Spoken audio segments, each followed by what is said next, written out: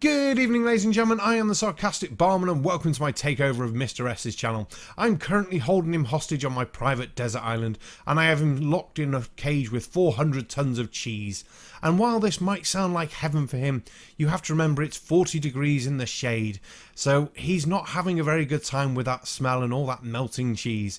Once my hostage demands are met, you can have him back. My demands are you watch and enjoy this video. And if you don't enjoy it, just lie and say you did.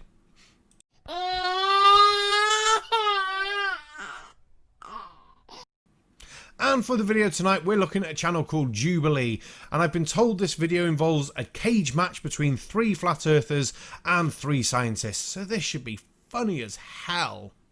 The one on my right, the sphere, if you think that is the shape of the earth, point to it now. If you think the other model is the shape of the earth, point to it now. 2, 1. Now, pointing and talking. I was really hoping for a cage match, and I'm sure some of you were probably hoping for a cage match as well. Oh well, at least we know straight away which ones the scientists are. What do you think the shape of the earth is? I don't think. I know for a fact it's a globe. Well, it may not be a cage match, but he wastes no time in bringing him the smackdown for what the shape of the earth is. Well done. But let's see what the rest have got to say. The earth is flat. It's Shelley. No, Shelley. Bad Shelley. The earth isn't flat. God damn it. Nobody wants to be a flat earther, but if you showed me incontrovertible evidence, I would definitely go back. You liar. You big... you big fat liar. I don't care. I can get away with it. I'm fat.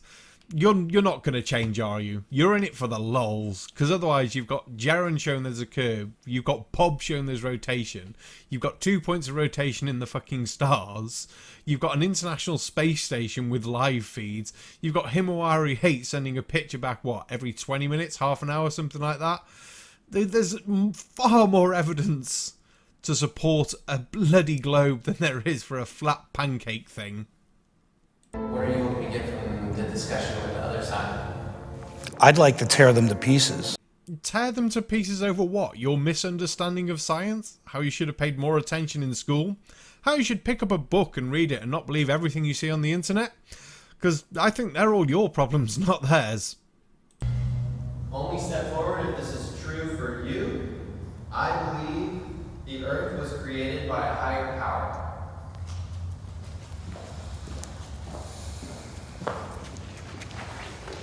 Well, I've been a Christian for 30 years, so the Bible is a flat earth book. You have to take it literally. How about no? Just no. The Bible is not there to be taken literally. I have nothing against Christians, but you don't take the Bible literally. Otherwise, you're going to take into account the other gods mentioned in the Bible? Are you going to take into account that there's 4 corners of earth? Or are you going to say, well, that's a metaphor for 4 faraway places? No. You said you got to take it literally, so now the earth's square. Like, for example, in Isaiah, when it talks about how the earth is like a clay wax seal that's stamped with upturned edges, that's just not some fancy story. That's a simile. It is like. Right? Absolutely. See, I can read Bible quotes as well to try and make my point. So, when the king of Moab realized he was losing the battle, he and 700 swordsmen tried to break through and attack the king of Edom, but they failed. So he took his firstborn son, who was to succeed him as king, and offered him up as a burnt sacrifice on the wall. There was an outburst of divine anger against Israel, so they broke off the attack and returned to their homeland. So, yeah, another god beat the Israelites. Joy to that. And in Isaiah it talks about too, and I'm a Christian, he who sits upon the circle of the earth. There's a difference between a circle and a ball. Oh, not you too, Shelley. Oh, if we're going to quote Isaiah, we can at least quote that the fact the Messiah is going to gather the peoples from the 4 corners of earth. And last I checked, circles don't have corners. So maybe, yeah, let's not take the Bible literally. Well, what you'll find in a lot of these ancient religions is they're all flat earth religions. All their cosmology goes back to being a flat earth with an enclosed system. Oh, Shelley, as you know so much about these ancient earth cosmologies, would you kindly enlighten us to how many planes these ancient cultures had? That'll be none. What was their basic understanding of rocketry? Oh, again, none. Space stations? Satellites? Anything like that? No. Of course they didn't, because then they might have figured out a bit more. And it's not every single one, is it? I mean, you have to be very picky with the Egyptians, because at least they understood that the sun went down. It didn't just disappear into the distance. They understood that it went under the earth, because they then believed it lit up the underworld. My name is Wendell. I am a logical, biblically based, and scientific flat earther. You keep using the word. I don't think it means what you think it means. I feel like we're going to live to regret this, but Wendell, what scientific experiments have you done? So we went out to an observation at Salton Sea, and things just didn't add up down there. So we've gone back probably a dozen times, and I can guarantee you that there is no curvature over distance. Well, Jeranism would be very interested to hear that, wouldn't he? But jokes aside, I've watched your your most recent Salton Sea video. And yeah, if you plug the 18 miles in, the 70-foot high over the body of water, as it's coming tonight, so there's going to be more of a temperature change in the air and things like that, it does fit in with an advanced curve calculator. Yes, you need a good amount of refraction, but it's not impossible now, is it? And it's only the light you're seeing, it's not the full tower, is it? The internet has played an important role in confirming my view of this topic. That's the problem. Wow, isn't that a surprise? All the flat earthers get their information from the internet, and look out for people who reaffirm their beliefs and their echo chambers, whereas the scientists actually go out and do proper experiments and understand what the hell they're doing. I'm what you call a globe denier. You could even get me into a virtual construct if I can't find the borders myself. What shape would you say you think the Earth is? It appears to me to be a stationary plane, as opposed to the vastness of infinity of space. I would find it to be an ice plane where we have a localized sun and our environment thrives there. You know, these particular people have misled us on television. What do you mean television? It's YouTube. People lying on YouTube about the Earth being flat doesn't mean that it's television.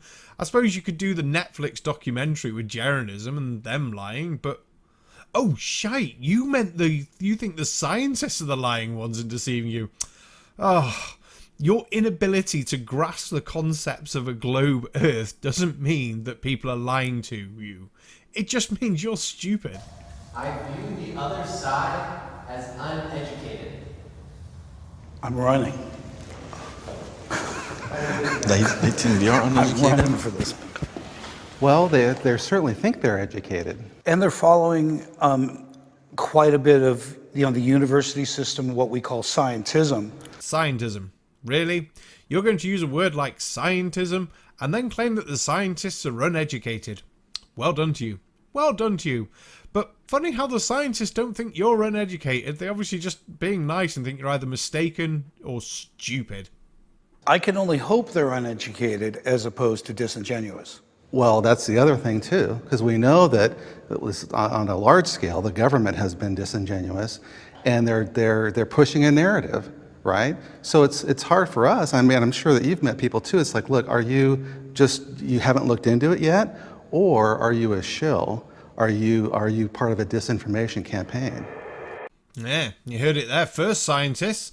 You're either uneducated or you're goddamn liars. How nice is that? Rather than being stupid flat earthers, I mean. I don't think you guys are uneducated. I think you're wrongly educated. I think the problem with what I've seen in the flat earth crowd is that It's not that they're undereducated, but they, instead of looking at evidence and letting the evidence guide to where the ultimate conclusion is, they start with a conclusion and then they try to cherry pick evidence to support their pre-drawn conclusion. They cast away all the bits of evidence that actually is contrary to their belief system. I think that you're very well educated as well as you are, Jim. Really? Because a moment ago when asked the question, do you think the other side is uneducated, you ran to those seats. I mean, all three of you did. Or is it now the fact they've come over there and they're looking at you and they're not being horrible to you, they're just being normal people and they're not calling you uneducated, they're just saying you're bad at science, basically. So, you soon changed your tune, didn't you, Wendell? Oh... What are we hoping to get from the discussion today?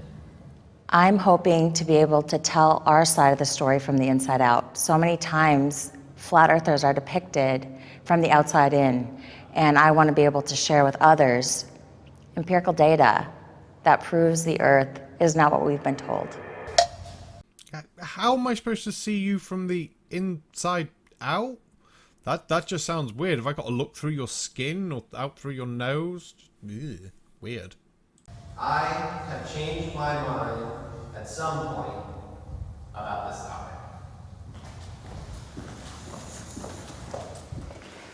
So when I was 12 years old, I went to space camp and I met Alan B. Shepard. Oh, nice. Yep, and I wanted to be an astronaut and I wanted to be the first woman to walk the moon. Oh. So for me, I'm a glober. I went into this completely wanting it to be true.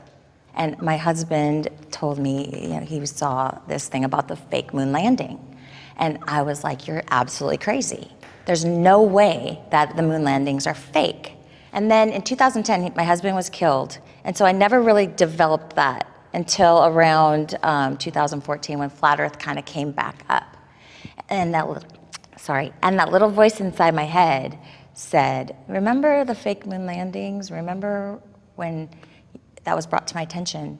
And then I started really critically analyzing that. And I would say, you know, just looking at that evidence, if they can lie about the moon landings, they can certainly lie about pictures and satellites and other things. And so I started going down that rabbit hole of studying. So that was my influence. Well, I thought I'd let her finish. I thought it'd be a bit rude under the circumstances to cut her out short.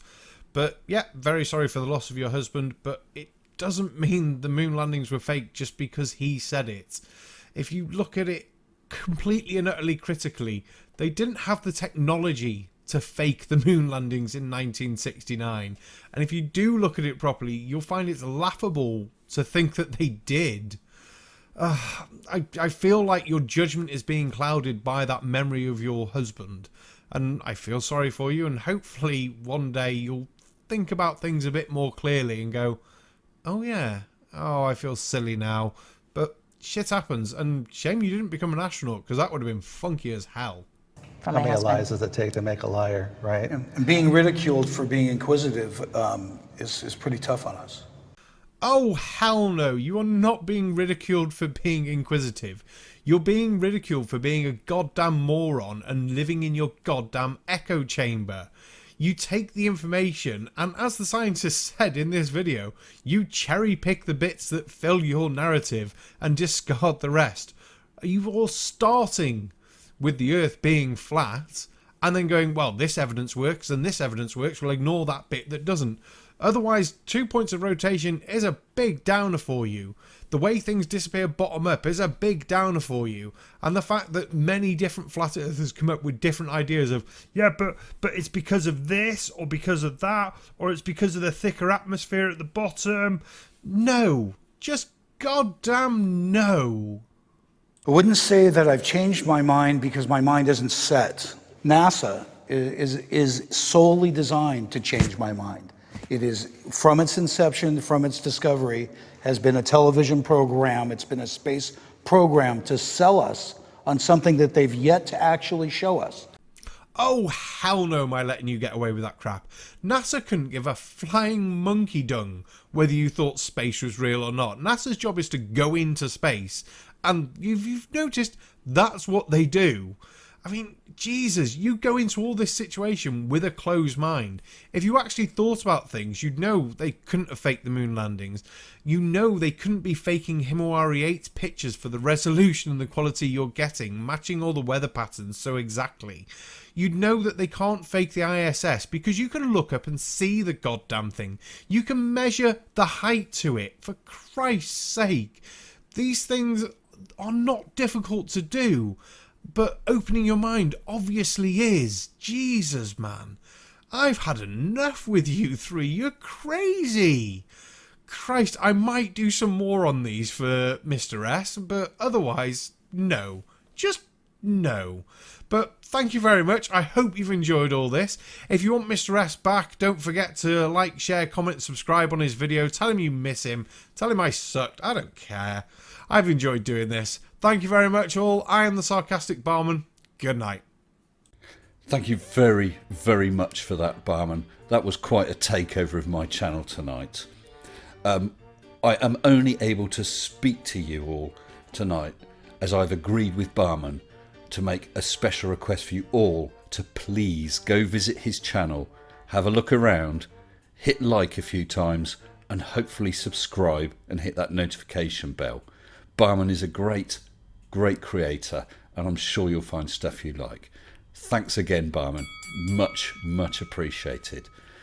So before I go, I'd just like to say big thanks to all my wonderful patrons. As always, massive thanks to all my patrons, including new patrons Corpus Defectus, Tiffany Hall, Erebathron, Bardtail, Francis Chimenti, William Foley, Alice Vangstrom, John Roswell and TechBlog, and my very latest patron, Pyro Kitty Cat. Thank you all so very much. Shut up and sit down.